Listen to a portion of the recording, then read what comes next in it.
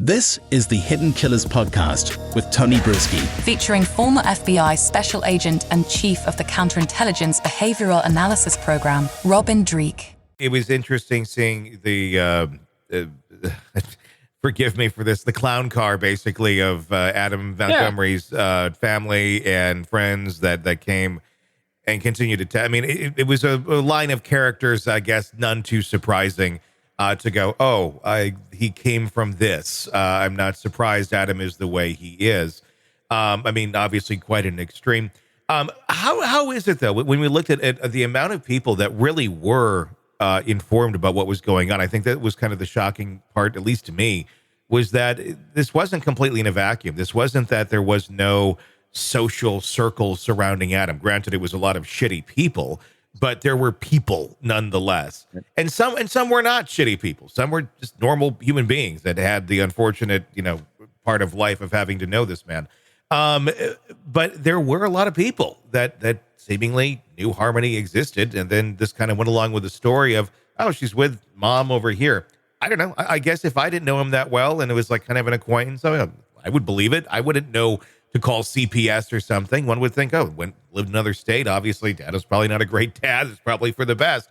It's amazing, I guess, to me, how long one can run on that story without anyone ever checking it. Yeah, when I heard that, I was like, all right, that makes sense, finally. Because you and I have been talking about this a long time on this case. How come? Yeah. And part of the hypothesis on it is that, when you don't have good, healthy relationships and no one's going to miss your daughter, then no one's going to report it. But in this case, I still think that's part of it. But I think, put yourself in those shoes as someone that's got half a brain cell left that's in his inner circle, knowing what a horrendous individual he is and the beatings he inflicts on people. When you find out or hear, whether you want to believe, whether it's true or not, that the daughter is staying somewhere else safer, you're going to want to hold on to that. You're going to want to believe it's true because you want that little girl to be okay. And I think that's what we experienced here. I think you had people hoping that was a truth and maybe ignoring other signs along the way. We all do this. We all love to consume information that validates our own self-opinion of ourselves and removes us potentially from responsibility of having to step in to do something for someone else, because it's hard, to do that. And I think that's what probably a lot of this was. Unfortunately, he set a pattern in his life of being such a horrible person that when he gave the excuse that she's with her mother, her birth mother, everyone's like, thank God. I don't have to worry about it anymore. Wipe your hands. Yeah, I think that, that excuse really worked really well for him, right. and probably even better than he was even anticipating. Because, that would be the initial reaction. It wouldn't be, let me check into that, or like, wow, that's a shame. She loves her dad, or you're such a good, like, none of that. It'd be like, good. Like, I don't care. She can be staying with Ronald McDonald in the back of McDonald's, and you'd be like, better option than you. Better. Yeah, it's going to be interesting. Obviously, as of our recording of this, we have not seen if the defense is going to bring up any sort of defense for Adam. It's going to be difficult at this point. But do you think the prosecution did it enough to get this man convicted and officially convicted on these charges? My gut feeling is yes. No. And I think the thing that struck me with it is I think it's going to depend on the jury instructions when they come out from the judge after defense. Yeah. But out of all the ones that don't have weapons and don't have bodies and the things that you're looking for a really sealed case, this one is extremely compelling to me just because I think he sunk his own ship. I think he made it so much worse on himself, and I'm like, good. Yeah. Had he been more contrite, had he been more accommodating, had he been if he had the ability to look remorseful in any way or saddened by his daughter not being with him. Yeah. Think about that. So remove everything else we've talked about so far. Does he look like a heartbroken father that lost his daughter? No. There's so many other ways, honestly, this could have been played. And I think realistically could have gotten him a light sentence. Admitting look, I screwed up. I did this. I was a horrible human being. Oh my God. But I feel horrible about this. It wasn't intentional. I mean, it is still a second degree charge. Probably should be first, but it is second.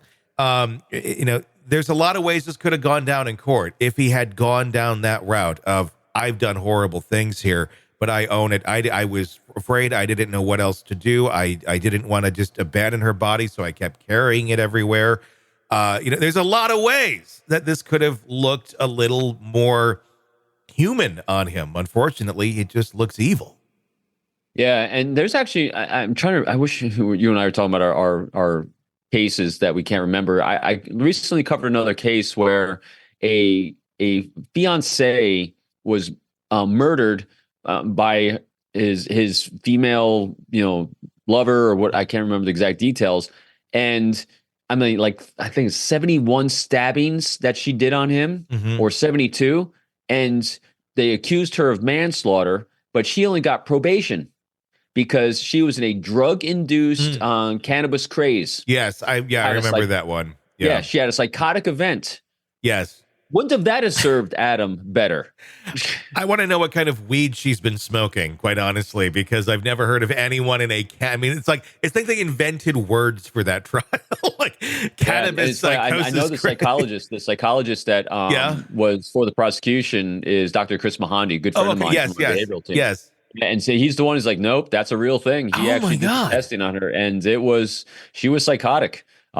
She was. But wouldn't that be more underlying conditions more than necessarily the cannabis that was consumed, and that somehow exacerbated a situation? I would imagine. Therein lies other aspects of human behavior and things that are going on, and there's actually no studies on that. He was he was really good talking about we're way off topic now. I know, but it's the whole cannabis lobby that is overlooking hardcore research that needs to be done on things that cause psychotic events in people to allow them to do things like this, or so that they are literally not in their right minds. And so she was held accountable for manslaughter, but not greater than that. So probation, so when you superimpose that excuse for horrendous behavior, you would think that they could have applied it here. There's a lot of ways. Anything. Yeah, I feel very. Well, he's tried. Although my other concern is, will he be